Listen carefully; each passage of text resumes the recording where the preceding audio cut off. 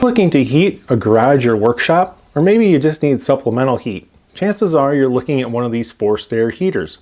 Now you can get these to run off propane, like your propane grill tank, or one like this that will burn kerosene or diesel fuel. Now I already have a 125k BTU unit that's on wheels. It's slightly larger, and I'm tired of moving it around to different sites. Every time I want to use it, I gotta grab it, move it. It's pretty heavy and awkward. So I bought this smaller 80k unit. So hopefully it's a little more portable and I have to do a little less moving around. I'll show you a couple of tips on these units. I'm going to set it up in my garage, which is 22 by 24.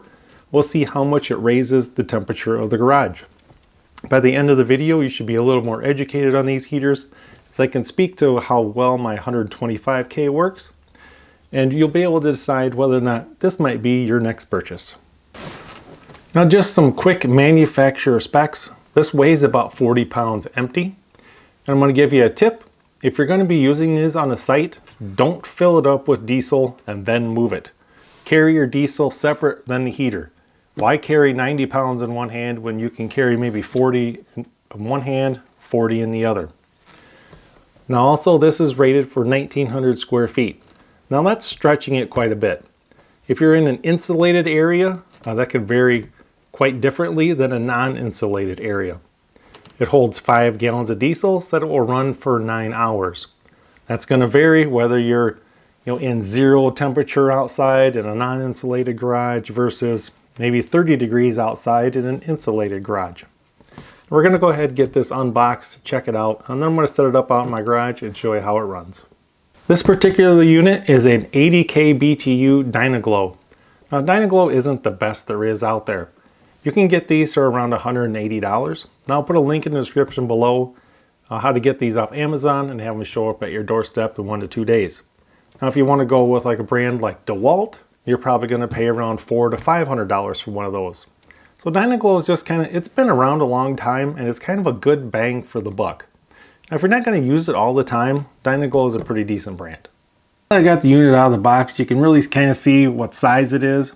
And I just want to go over some of the features. I'll bring the camera in up close so you can see some of the buttons, and it does have a really nice fuel gauge on it. Now really the only assembly is putting on this handle. You got 2 Phillips screws and you're basically assembled. You have this guard right here that you can flip up and down if needed. You basically throw the handle on it, put some fuel in it, plug it in, flip a switch, it's ready to go. Let's come on up close and check out some of the features.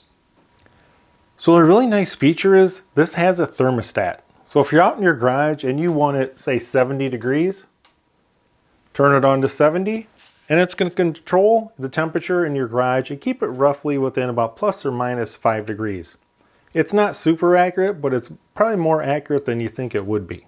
To the right of the thermostatic control, about 6 inches, is your on-off switch. So once you have it plugged into an AC outlet, you have fuel in it, you have your thermostatic controlled set.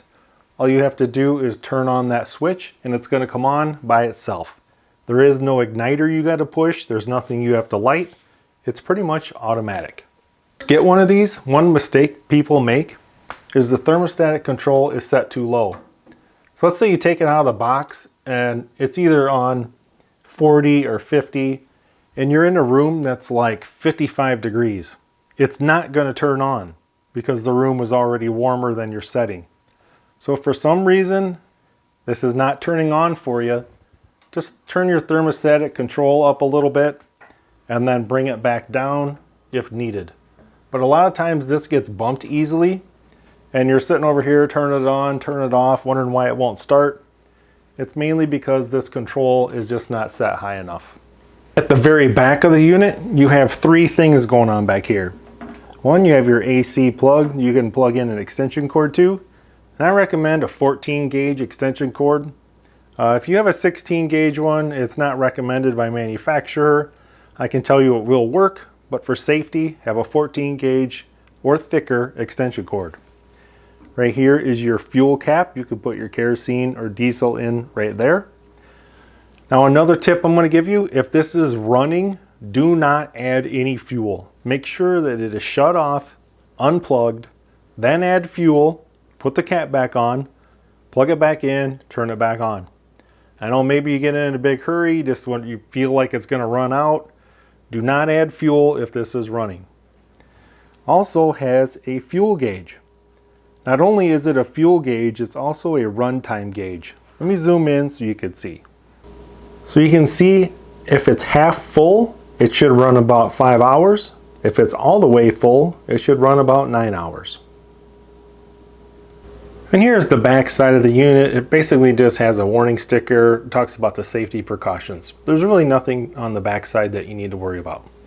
Now my experience with these is I've only ran diesel, I've not ran kerosene. But from what I've read and some of the reviews that I've been reading, kerosene burns a little cleaner. So when you do use the diesel, you will know a little bit of black smoke will come out. Especially if you start to get really low on fuel, you'll start to see a lot of black smoke come out. So just keep that in mind. Let's head out to the garage and see what it can raise the temperature of my garage to in 20 minutes.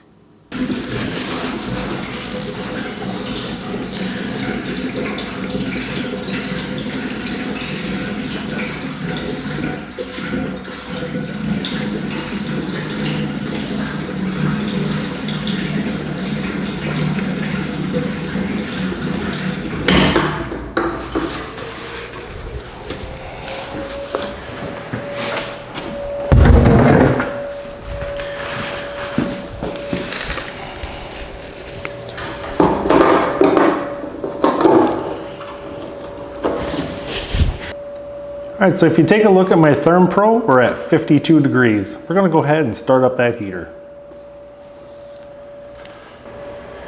Now I've adjusted the thermostat to 90 degrees. It's plugged in. All I have to do is flip the switch.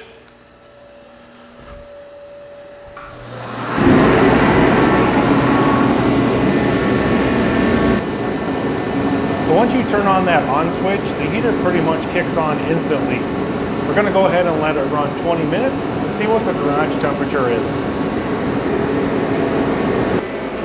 So in just 20 minutes, it's 88.5 degrees in my garage. I'm just going to kind of pan around at my garage. You guys can see how big it is. 22 by 24. As you can see, the heater is all the way over by the door. Now with it being so hot in here, I'm going to go ahead and turn down the thermostat.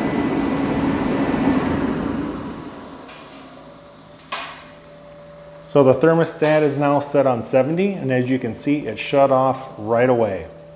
So basically the garage is going to come down to right around probably about 65 degrees, and this will turn back on, warm the garage up, and maintain right around 70 degrees. See? That heater is way overpowered for my little garage. I wanted the 80,000 to use out in the back shed where it's non-insulated, or you can take it out into a small barn. I can definitely dial it down and keep that temperature maintained, but about 50,000 BTU is about where you want to be if you have the average, 2-car ranch style home garage. Right around 400 square feet, a 50,000 BTU is going to work perfectly for you. It's going to be small, compact, put out a lot of heat. Now in conclusion, what I want you to take away from this video is just those couple of tips.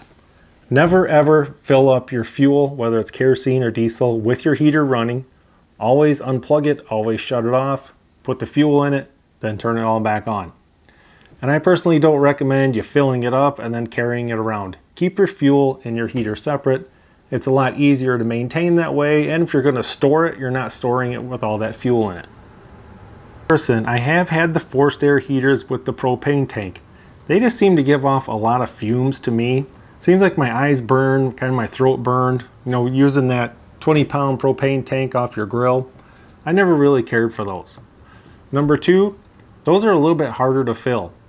You can easily go to a gas station and get diesel fuel, but if you need a propane tank filled, you just can't go to any old gas station or any convenience store and get those filled. Diesel is just so much more convenient. I hope you guys enjoyed this video. You learned a little something from it. And if you're thinking about purchasing one, hopefully the one I demonstrated or the 50,000 BTU one will work out for you. Hope you guys enjoyed it, and thanks for watching.